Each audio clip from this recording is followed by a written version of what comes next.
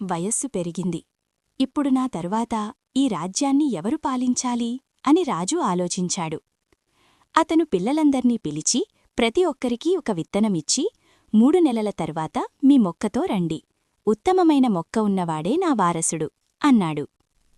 పిల్లలు ఎంతో ఉత్సాహంగా విత్తనాలను నాటారు.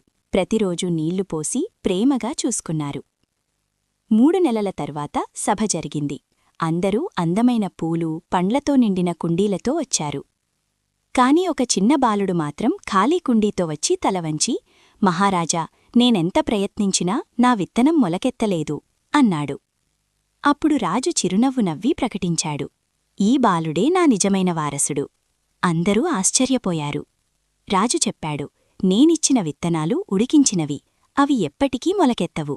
మిగతావారు విత్తనం మార్చి మోసం చేశారు. కాని ఈ బాలుడు నిజాయితీగా ఖాళీ కుండీ తీసుకొచ్చాడు. నిజాయితీతో ఉండేవారే నిజమైన విజేతలు. నిజం ఎప్పటికైనా గెలుస్తుంది.